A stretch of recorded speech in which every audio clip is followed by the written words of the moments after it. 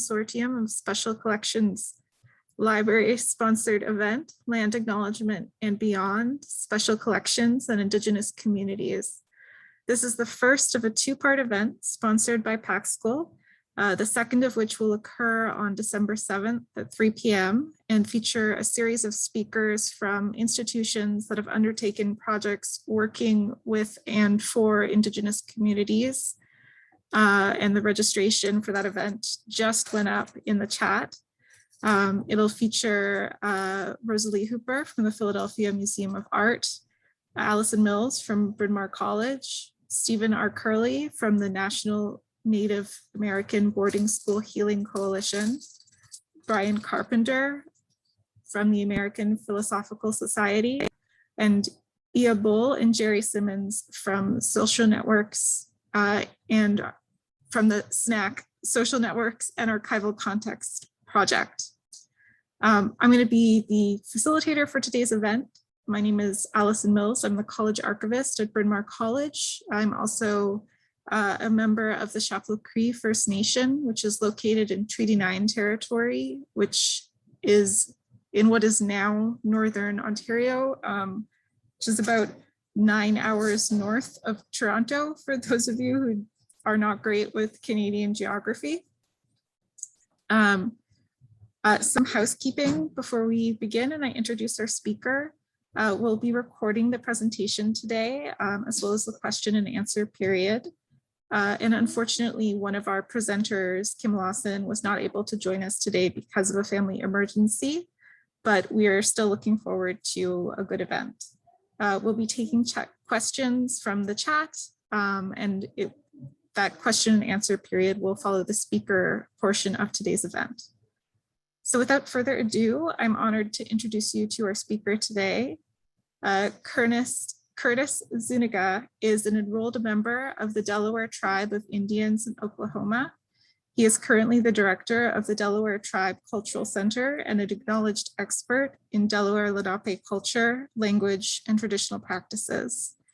His tribal managerial experience includes serving as the tribe's operations manager, housing director, and social services director. He has also been elected to the tribal council.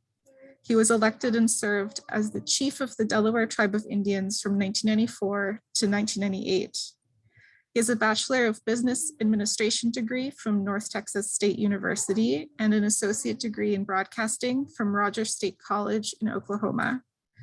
Curtis served as the manager of the American Indian Alaska Native Population Program for the U.S. Census Bureau during the 2010 census.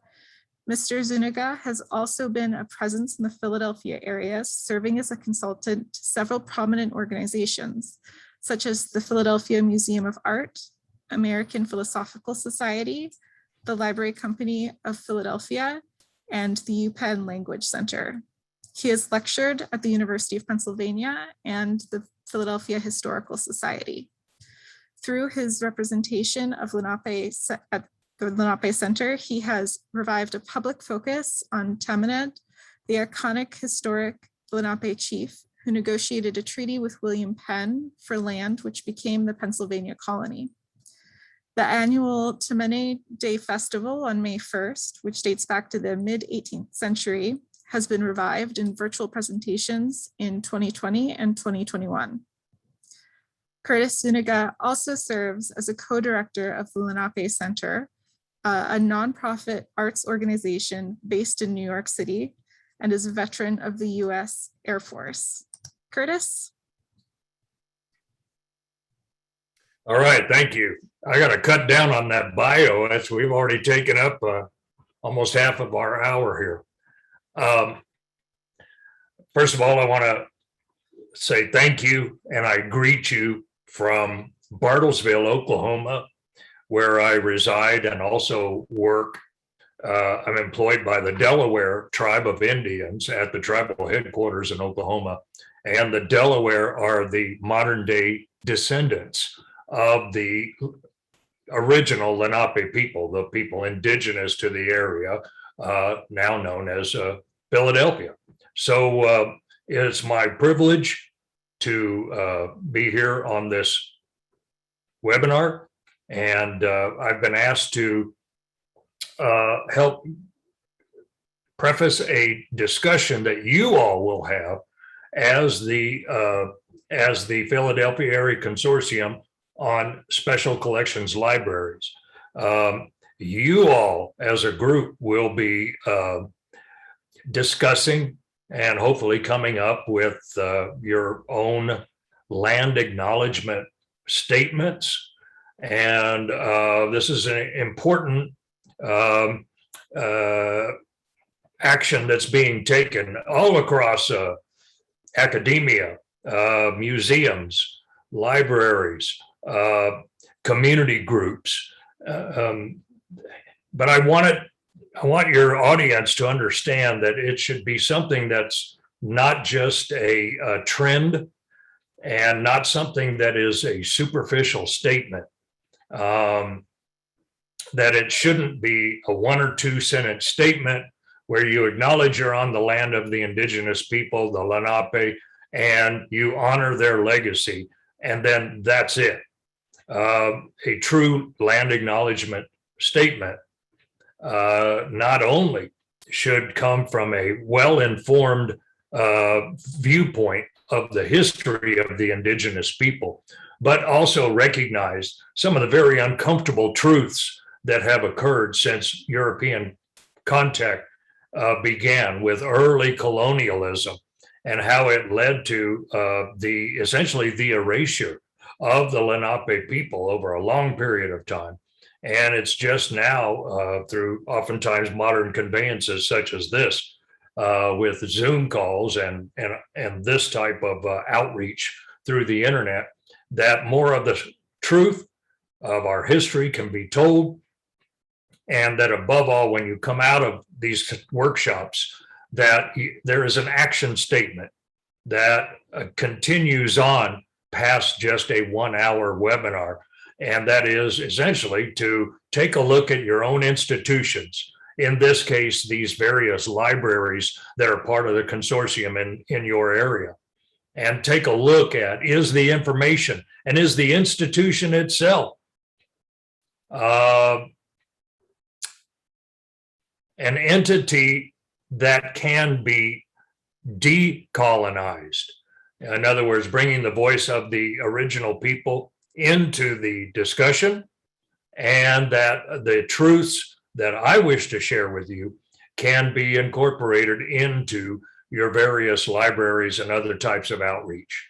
So I do want to preface my presentation with that little opening, and I'm looking to see who's running this. So am I ready to go ahead and start now? Yep, please go ahead and share your screen. We're good. All right. Folks, what I'm going to do is I have a couple of different slideshows I'm going to try to present to you. And so if you'll bear with me for a moment while I quickly go to it. And now while I've got that up, yikes, I need to go to share screen.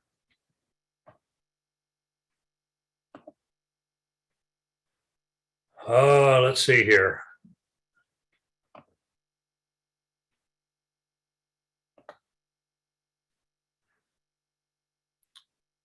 Bear with me, folks.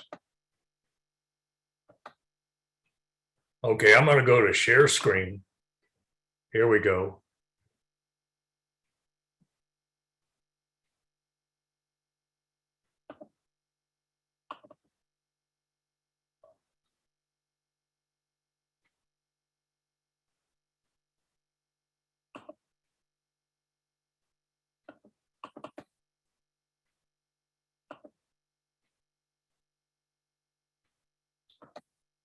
All right.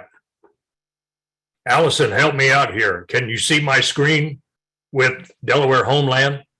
I can see your screen. I cannot see your slides. I'm looking at your file list currently.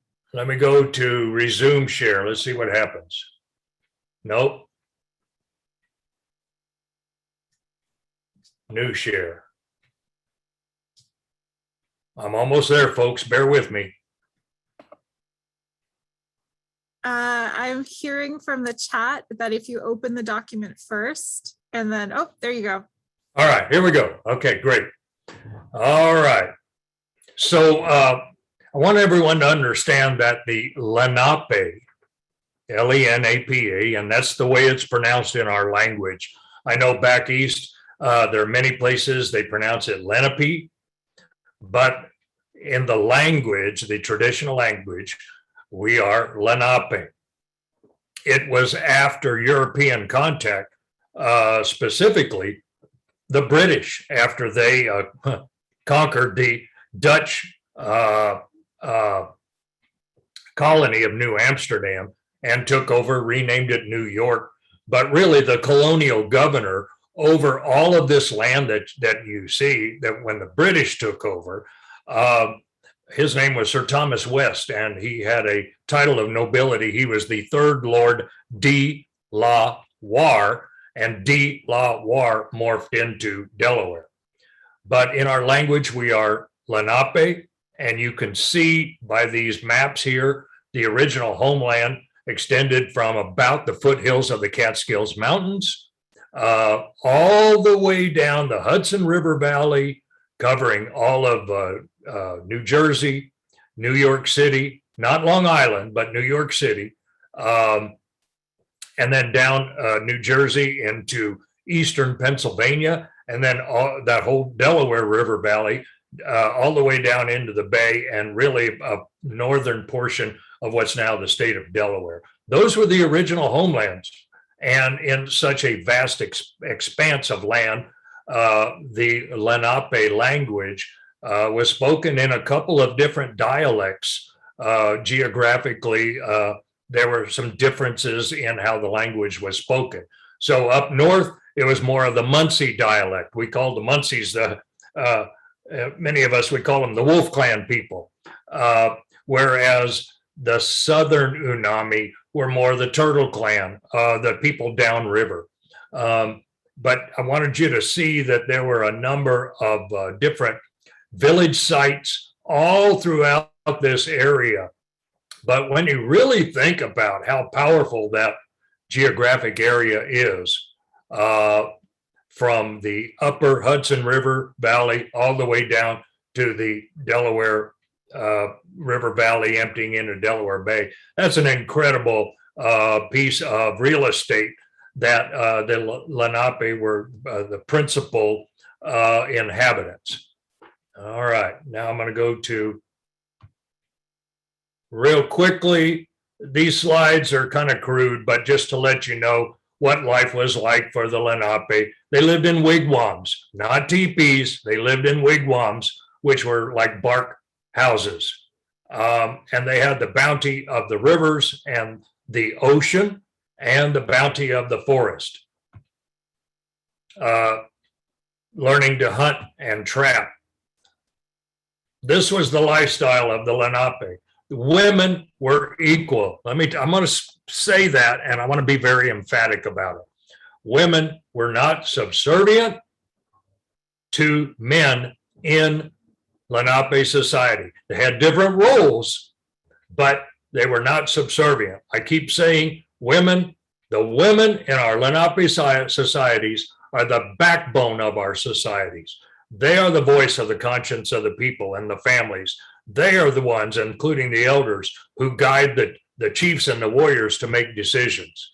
So it's very important I establish that as the women in traditional Lenape societies. As such, they took care of the gardens. They were the nurturers. Then came European contact. As early as the 16th century, quite frankly, when Henry Hudson on the sloop, the Half Moon, encountered the first people in what was New York, became New York Harbor. Then later, way later, here's William Penn. It's an old painting of William Penn establishing a treaty with the Indians, meaning the Lenape, at a place called Shakamaxon, which is now Penn Treaty Park in in Philadelphia. And here's another painting. It's interesting that while this painting, which is done by a European, it shows Penn treating with the Indians to come up with the land that ultimately became the place for the Pennsylvania colony to grow and thrive. I've always often wondered, why were they painting houses already in the background when they were seeking land to establish a place to have a home? And but that's part of the whole European idea of purchasing land, and once they became owners of the land in their mind, then the Indians were pushed out, as if the Indians actually had title to the land. The Lenape did not understand these concepts, from the purchase of Manhattan all the way down to these treaties or parleys with the William Penn and his people, that selling land was antithetical. It's not something that the Lenape understood, that you could own land, own the water, and thus sell it and have title to convey in exchange for goods or money. So that was part of the problem with colonization. Here is a quick look at a drawing of the original Penn Treaty Belt. There is a replica at the Philadelphia Museum of Art today. And I encourage you to go by and visit them. They've been a good partner with, I've been working with them through Lenape Center lately. And I must say they put together a really great land acknowledgement statement after collaboration with many different groups of Lenape people, the federally recognized tribal representatives, and certainly also myself working with Lenape Center based in New York City. We help them, and I'm pleased today to be on this workshop with you all.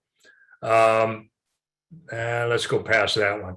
Now, I will say this, if you will remember the first slide I gave you, which is the land of Lenape-Hoking, or the land of the Lenape.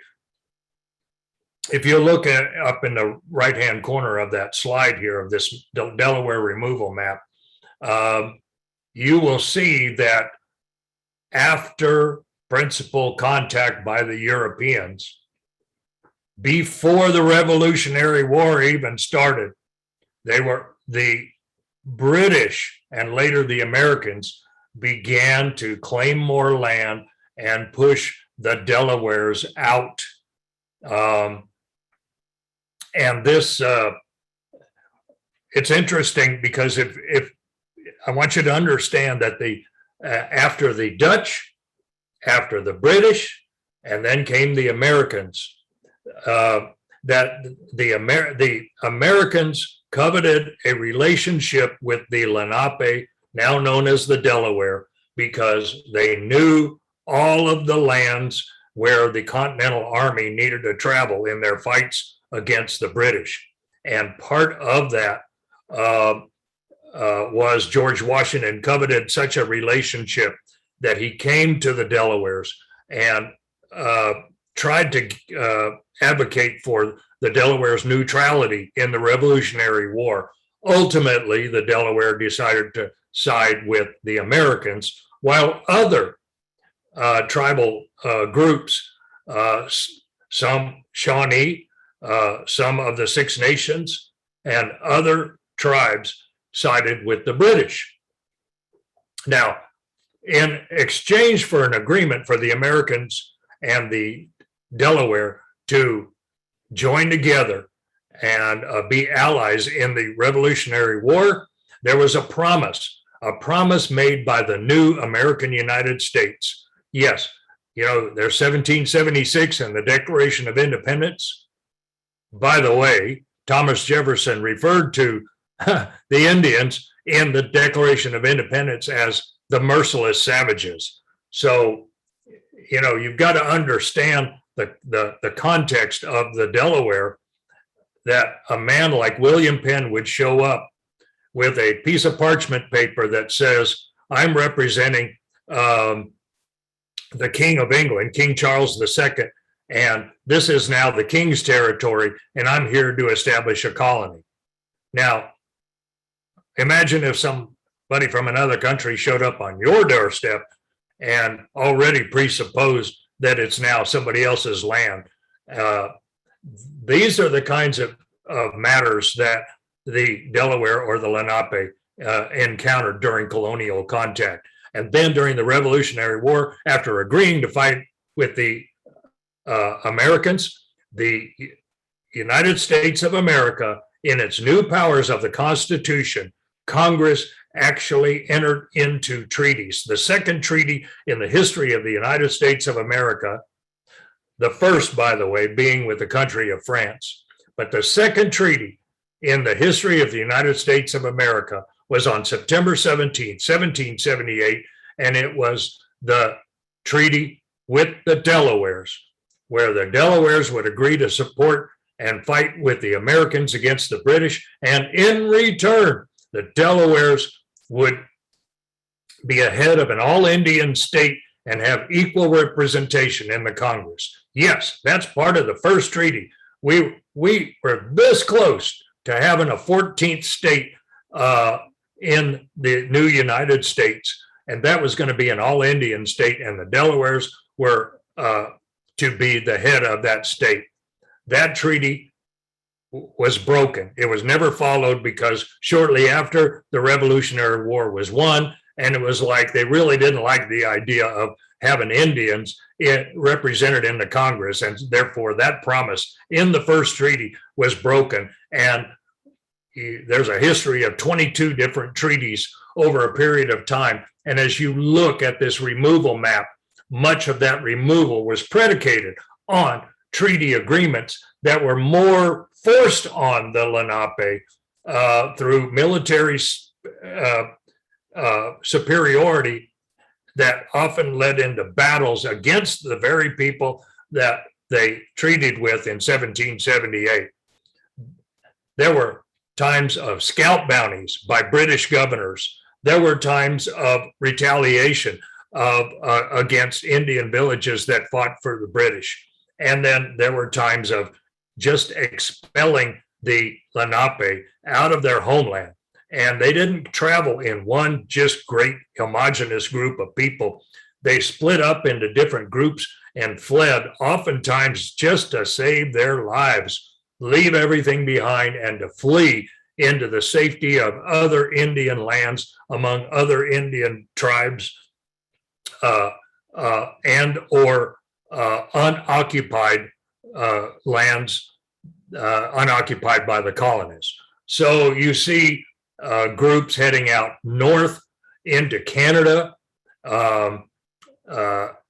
and through Western Pennsylvania, Ohio, Indiana, and ultimately when you see movement into what's now the southeastern Missouri and up into Kansas, that is the trail of my band, so to speak, of the Lenape or Delaware. Today, we are officially Delaware Tribe of Indians. And we, after all of that movement into Kansas and a reservation there, after the Civil War, we were pushed down into the Indian Territory in 1867, where my tribe has been headquartered ever since. There's also a band that went down into Texas and settled later into Western Oklahoma. There are two bands in Southern Ontario, Canada, across the Detroit River. And then there's a small band of Muncies that allied with Mohican people, the Stockbridge Band, and they're on a small reservation in Wisconsin. So that's how far flung we are from our original homeland. And it's not, look, it's not a proud history that this United States should have, but the reason that a lot of this information is not known is because it's basically been erased from the teachings that we got throughout history. Throughout our lifetimes in the history books. And that's why it's important that this telling be provided to you all so that you understand that from the point of contact of the original colonists who brought disease, who brought foreign concept of land ownership, and who coveted the land for their king or the Catholic Pope or whatever. These lands were meant through the concept of manifest destiny that were meant for the Europeans to come and to take dominion over, to dominate the savages, and to either convert them to Christianity. And if they didn't convert, then they were to be killed, and they would be killed with impunity, that the king or the Pope would make sure that they would be rewarded, even a place in heaven, if they happened to kill these natives because they were nothing but savages. If they were converted to Christianity, then they were put to work extracting the resources from the land as good, subservient Christian savages. Well, I guess when they became Christian, they were no longer savages. Nonetheless, they were not elevated to full equal status. So this is the kind of history that's not taught. I wasn't taught it when I went to public school, when I was in 4th and 5th grade. But I can assure you, after 35 years of documented research, this is what happened to our people. So, for instance, this is a very crude drawing, a map of Fort Wayne, Indiana in 1790, where we talked about who were the Lenape, that they were a diverse group of people, and there was not one principal spokesman.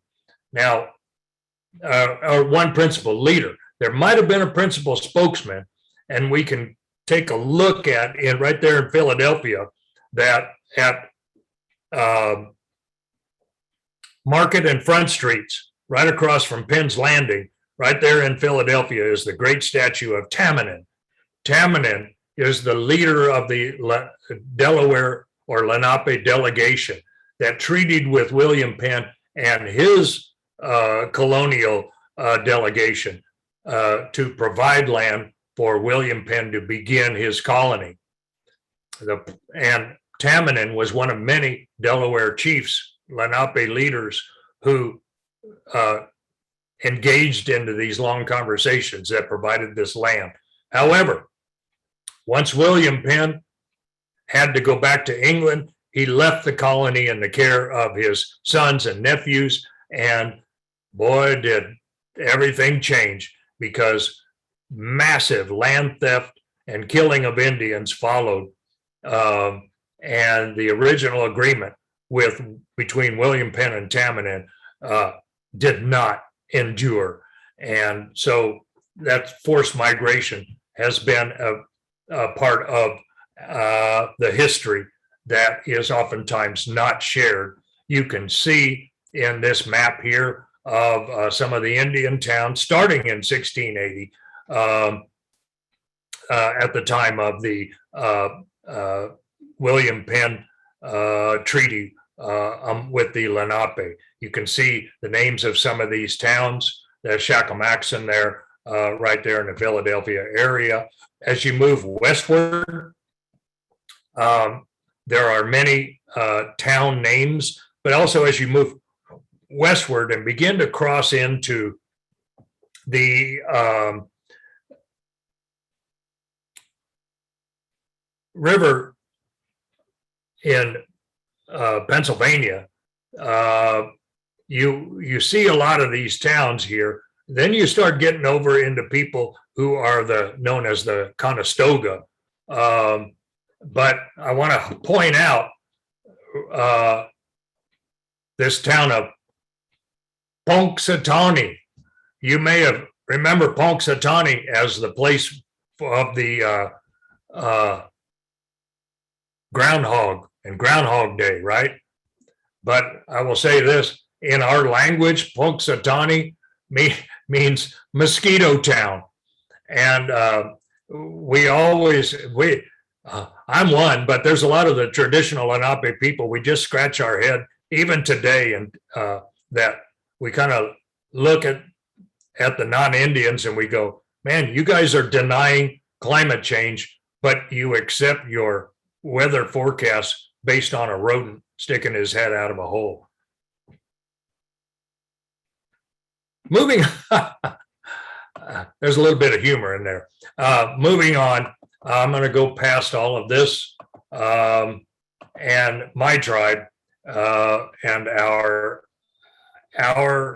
Delaware tribe ended up in the Indian Territory, later the state of Oklahoma. We took with us a religious practice that was traditionally non-Christian, but the non-Christian Delawares were discriminated against everywhere they went, including in Oklahoma, and even influenced the banishment of these types of religious practices because they viewed it as idolatry, heathenism, paganism, and the big house ceremony, which you see a picture of, is no longer practiced anywhere. Oh, maybe a little bit up in Canada, but as a religious ceremony that tied the people, bound them together, that has ended. However, our culture and our language has endured no matter what. Now, I'm going to bear with me as I quickly try to get out of this. Screen sharing, okay. All right. I wanted to run through this real quick so that I, gave you a bit of a historic background on who the Lenape are. Now, today there are 5 different federally recognized tribes. And this is an important distinction. The fact that they're recognized by the federal government through the Department of Interior and the Bureau of Indian Affairs means that they had enough of a retained tribal identity and a history based on treaties that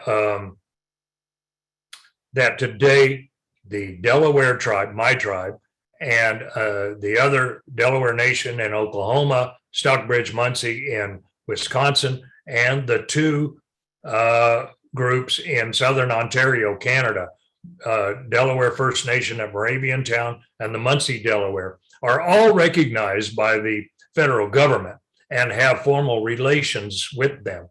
There are groups still back in Pennsylvania that claim Lenape heritage and have some claims to status in the state of Pennsylvania. That's between them and the state of Pennsylvania. But it was important that I share this history because what we're going to do is we're going to talk about a land acknowledgement statement. And I'm sorry, I'm looking at the clock here because I want to allow for plenty of time to have a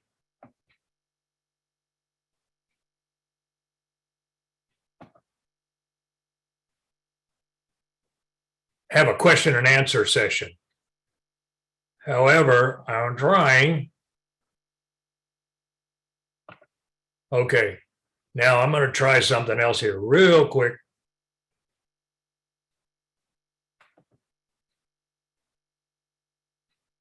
In the meantime, I know there's some questions, Q&A in chat and the like. And while I'm trying to get to my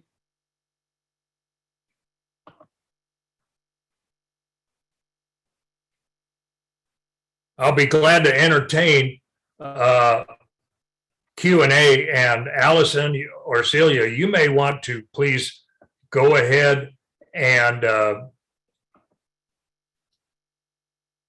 I'm looking at my other screen, so please go ahead and see if there are some questions so far.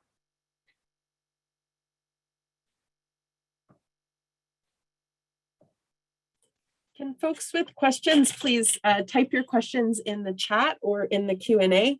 I've seen a couple hands raised and I'm not sure if those are intentional hand raises or just a misclick of a button.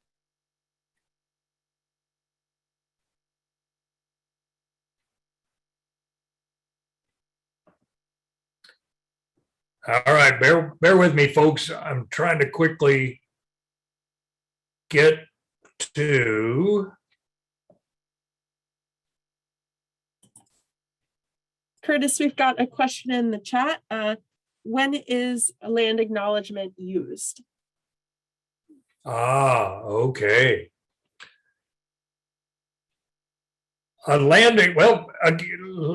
me preface what I'm going to say with, I'm here to help you establish a land acknowledgement statement. I'm not going to write it for you or tell you what you should say. Land acknowledgements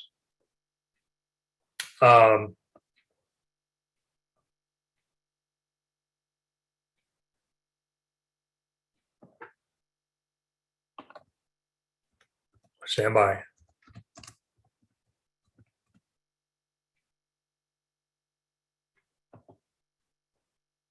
Land acknowledgements, folks, are this trend right now of land acknowledgement statements. Generally, people like to say that as they preface a meeting, whether it's live on Zoom or whatever, or to have it written and posted in your facility, in your library, and whatever facility, whatever institution you're in. And that is something that you can choose to do. I'll use the Philadelphia Museum of Art as an example. They worked with, among others, myself and a few other representatives of other of the Lenape or Delaware tribes, and they actually wrote this land acknowledgement statement and put it in the lobby or the entryway into the museum, so that you can read it as you begin to take a look at a couple of iconic paintings of a couple of Delaware leaders. So you can do it that way too, and you can, as you develop it, you can also lead your meetings to. I'm going to go back to this now. You can lead your meetings by saying that. But here's been my experience when land acknowledgement statements were just starting to become a trend. People would say in New York or in Philadelphia, first, we want to acknowledge we're on the land of the indigenous people known as the Lenape, and we honor their legacy. And then it stops right there. Then they go to the next item on the agenda, which might be an opening prayer, Pledge of Allegiance, or any number of things as sort of this opening ceremony stuff. I want to just state that that's too superficial and it's too trite, and that this conversation we're having just opens things up so you can learn about who these people are. And I'm going to use some tough words here. Land theft, fraud,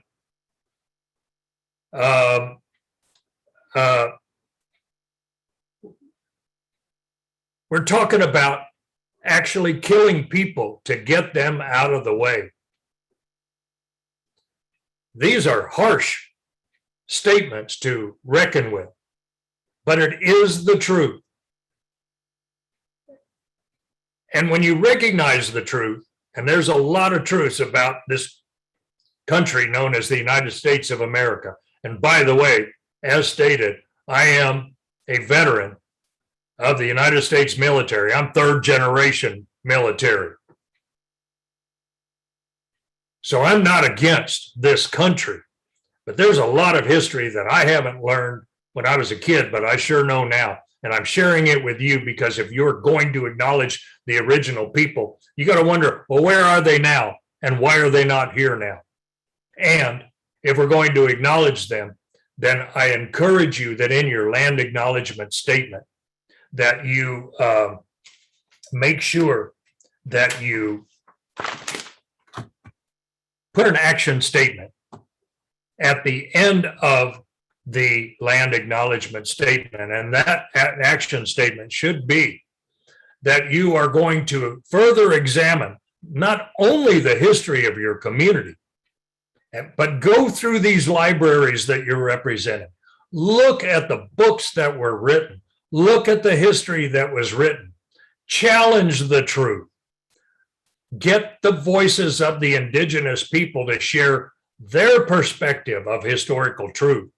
Reconcile it. And if you truly believe that there are things that were not told to you, and your belief in your institution is based on something that is, great and wonderful and perfect and flag waving all American, you might want to go back and look at the history that got us to this point. And if you truly believe that there are some changes that need to occur in your institution, then in your land acknowledgement statement, as you acknowledge the Lenape people, that you seek to bring these truths into your institutions to essentially decolonize your institution from that old way of thinking, that old one-sided truth that was given to us in our textbooks when we were young people. And folks, I'm 68 years old. So when I was a kid in the 50s, when I was in fifth grade in the 60s, the early 60s, I got the same kind of textbook that many of your folks and grandparents got, and it didn't have all of this. And here I am wondering why I'm out here in Oklahoma. It's because it was forced on us.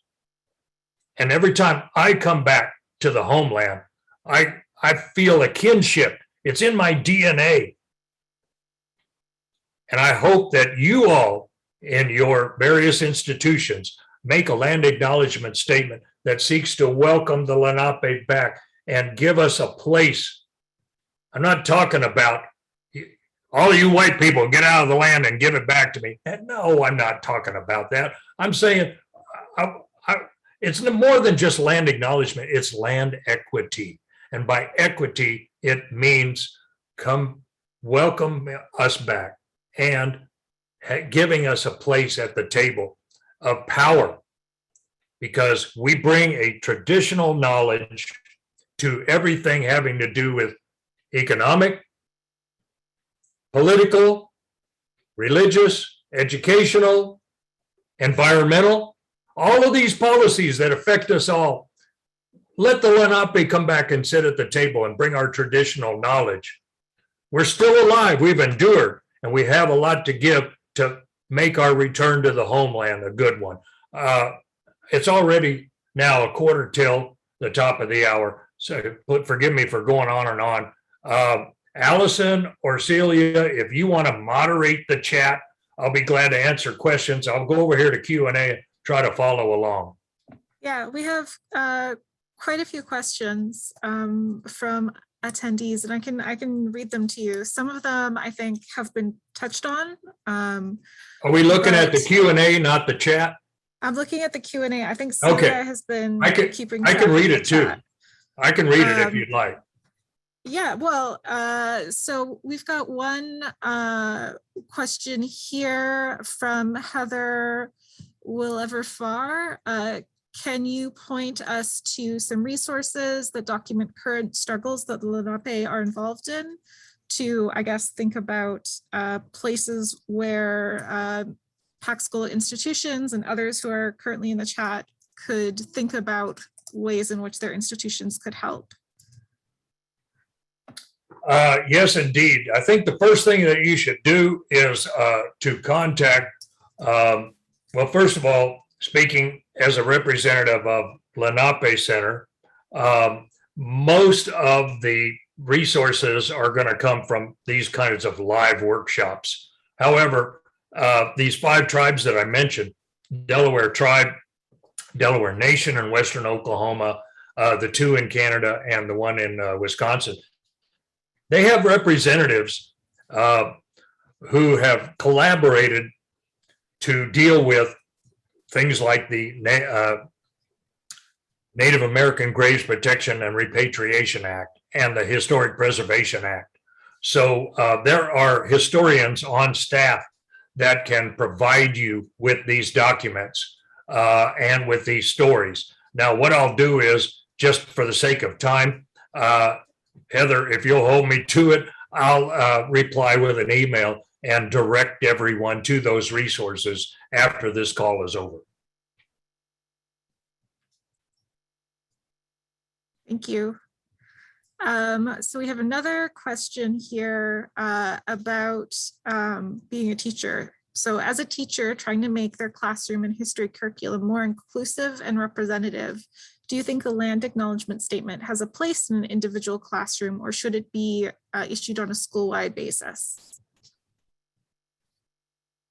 I think the whole land acknowledgement discussion is good in any classroom, in any educational institution, but also, again, in these other organizations that deal with public policy, because as you acknowledge the indigenous people and the fact that they're not there anymore, then you ask the question amongst yourselves, why wasn't I taught this? Is this true? And if so, what am I going to do about it? Most organizations that have listened to my presentation are saying to themselves, it's time that we expand our understanding and also help out younger generations to have a greater access to a truth, and that the voices that tell of the truth of the Lenape perspective on colonization come from the Lenape themselves. So I would encourage these discussions all the way down to the grade school level. They don't have to learn all about some of the more horrendous stories of actual massacres that occurred. They can learn about it as they get older, but the fact that that the story of manifest destiny that God intended for the Europeans to come to this country, and that it was a wide open expanse of unoccupied land except for a few savages running around, that was a lie. That the Lenape and all of the indigenous people had a very sophisticated society that interacted with each other. And the reason that they were conquered and erased from history was to justify the taking of the land, the killing of the people, or running off the people so that they could have the land. And it was justified, again, by European powers. I think we're finding this out. These things are coming back and visiting our communities today. When you think about things like, remember a year ago, the whole George Floyd murder, and there were protests in cities all around the world about how Black people were being treated. When you see, and I was there 5 years ago at Standing Rock in North Dakota, when they were protesting pipelines being built across Indian reservations and under the Missouri River, and protesting these types of corporate actions of stealing land to make rich people even richer. This is the reckoning that's going on in America today. And that's why it's important for us to examine these things of what's going on in our society today. And if you truly want to see a change and a reckoning and elevating people of color and creating equity in our societies, I think that's only going to make our country better for the next 50 years. And this is what I'm trying to share in our gatherings like this. Thank you. I think we have time for maybe one or two more questions. An anonymous attendee asked, with meetings happening increasingly via Zoom, how can we best encourage people to learn about the history of the land that they're on when they're attending from a distance? More workshops like this. Look, folks, I'm just one voice. And if I go out there and I say, hey, I'm Curtis Zunigha, I'm going to do a Zoom meeting, nobody's going to pay attention to me. They will pay attention to the Philadelphia Area Consortium on special collections libraries. They will pay attention when it's their organization, their community, even their elected representatives. When they put on these gatherings and invite the Lenape or other indigenous people to have a voice, I think that's how we're going to better encourage people. But, you know, it's going to be your consortium. It's going to be the faith community. It's going to be educators. It's going to be people that have a stake in the land that want this, and they can make it happen, and we can join together. That's how this history can be told, and not just we learn from it and then it stops right there, but it inspires us and guides us to change the community institutions that we are all connected with. That's what I'm hoping for.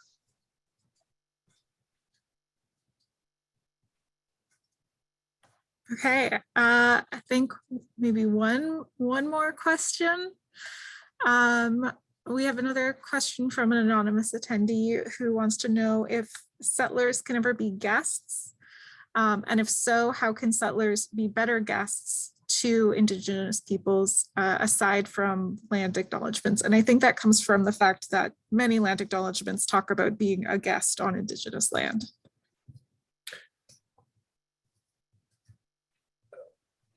Remember too that in the case of Philadelphia area, for the most part, the native people are gone. I mean, yes, there are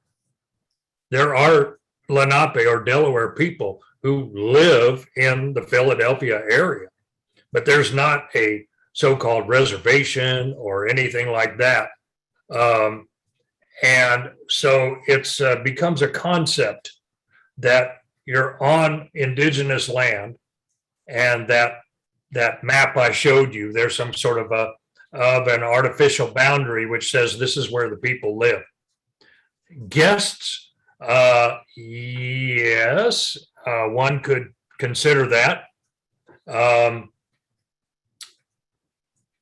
But it's time that we get out of the whole colonialism concept. You all live in the Philadelphia area. It's your home for generations. I only ask that you welcome the Lenape back, not as guests, but as the original inhabitants. And that together, again, I'm not advocating for anybody but the Lenape to be living back in the homeland. How do you be better guests? I think I addressed that in the last question, is open up this discussion wherever you go, whether it's in church, in school, in your community town hall meetings. Talk to your elected representatives in whatever capacity, and open up the conversation to go out and seek this information that is out there. And I'll provide those resources after this workshop. And let's continue these conversations. I would love to have yet another Zoom call. And I see real quickly, somebody is saying, you thought it was offensive to refer to Native Americans as Indians. I'm going to tell you right now, my tribe, is legally called the Delaware Tribe of Indians. I'd be glad to have another discussion. We're running out of time, but even though Indians is a misnomer, the best thing to do is to, if you run across a Native or Indigenous person, ask them, how would you like to be called? Because there are some that says, well, I'm not an Indian, I'm a Native American. I'm not of a tribe, I'm from a nation. There are all of these different terms that that different people like to be recognized as. So I would ask them specifically, what do you think? And then just take it from there. Could you, there was another person, could you please tell me about the two acts? Oh, the Native American Graves Protection and Repatriation Act, NAGPRA, write down this acronym, NAGPRA, NAGPRA. This has to do with the return of human remains and funerary objects that were dug up by everybody from pot hunters. There you go, right there. Thank you, Celia. The other is the Historic Preservation Act, which not only applies to Indians, but to states and other institutions in properly acknowledging and restoring and preserving history and historic objects. But it gives federally recognized tribes a seat at the table to be part of the repatriation of objects that were taken out of indigenous communities and ostensibly put up for display for educational purposes. But oftentimes, it's more than just a simple artifact. There are sacred objects sitting in museums and other places that belong to the people that were taken by ethno-historians and the like to elevate their standing as, so they can get their doctorate or write a book or become famous. But it was at the expense of the people by taking their sacred objects. Those need to be returned to, and acts like this support these tribes, these Native Americans, these entities to go back and repatriate their sacred items. That helps rebuild their culture and their cultural ties and inspires their people to carry on with their tribal identity, which is culture and language. And no matter what happened to the Lenape people, ladies and gentlemen of this call, the Lenape have not lost their culture because we still have language. And as long as we still have our language, which is the foundation of all things culture, then they never wiped us out. We still are here. And with that, I will conclude and thank you for this privilege of being able to speak with you all, albeit on Zoom. And perhaps it sounds like there's a lot more to talk about. And I look forward perhaps to another time when we can have another call. Thank you all. In the language of the Lenape, our word is wanishi. Wanishi, it means thank you. Thank you so much, Curtis, for coming and speaking with us. I raise my hands to you, and Incree Miigwech, thank you. Again, just a reminder, Celia put it in the chat. There is a second part of this event series that's happening on December 7th. And that'll go from 3 p.m. to 4:15. I think it's scheduled to be a little bit longer as a series of lightning talks. And I hope that everyone will have a chance to make it to that as well. Thank you so much for participating today.